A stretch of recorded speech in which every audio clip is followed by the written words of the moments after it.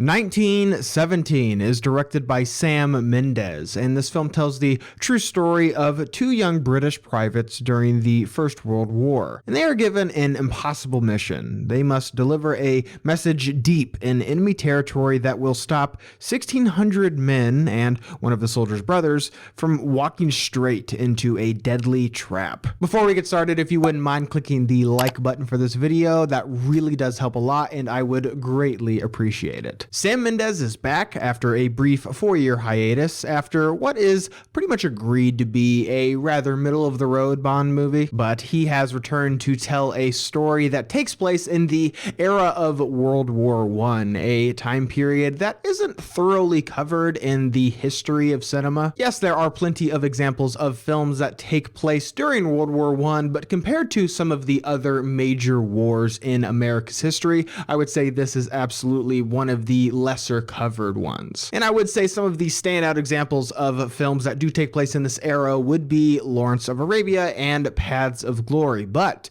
with 1917, Sam Mendes and company are able to craft a film that not only stands tall in this time period in film, but in the genre of war movies in general. 1917 is definitely one of the best war movies that I've seen in quite some time. In watching a review for this film, something that you are almost guaranteed to hear discussed in that review is the fact that this film was shot and edited in an attempt to make it look like it was all in one take, like the entire movie was happening in real time. And although this style of filmmaking does run the potential of being a little gimmicky, I think it is really intelligently implemented here, because in doing so, I think this film is able to capture a sense of surprise and suspense and just genuine tension throughout the entire movie. In this film, one of the soldiers states that the journey that they're going on is about 9 miles long. Now, I think with this movie, the reason that it's so suspenseful is because we are along this journey pretty much every step of the way. As they travel across this field littered with dead bodies, you're with them. As they investigate what could potentially be an inhabited German bunker,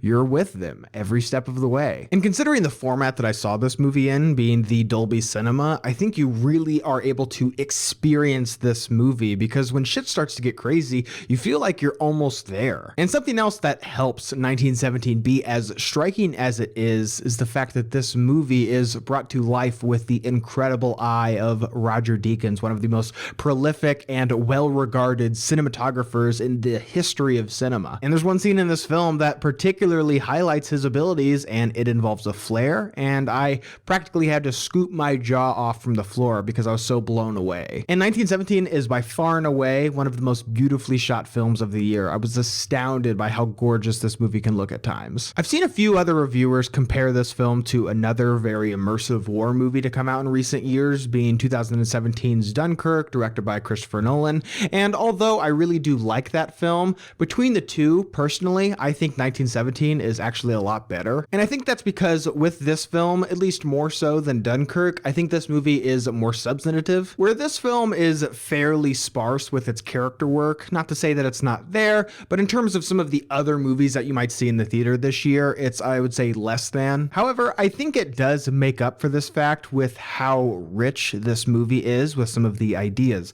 and the themes that it is examining. And I actually think this film has a pretty unique perspective on war and duty and what that means in regards to your legacy. This is another idea that has been explained in another movie that I previously mentioned, being Paths of Glory. So although, yes, this movie isn't terribly complicated in regards to its narrative, I think it's actually pretty layered and pretty rich with some of the ideas that this movie is playing with. If you have the opportunity to do so, I would really encourage you to seek out this film. I mean, it comes out a week after The Rise of Skywalker, and yes, I get it. I'm really excited for that movie too. However, I would implore you to not let this film slip through the cracks because of that film. See it on the biggest screen possible with the best speakers possible. This is a film that deserves and demands that you see it in the theater. And for you awards nuts out there, this is another movie that is absolutely probably guaranteed to receive some recognition when it comes Oscar season. So did you guys see 1917? What did you think about it? Leave your thoughts and opinions down below. And as always, guys, thank you so much for watching today, and I hope you liked today's video. And if you did, you can click on the link down below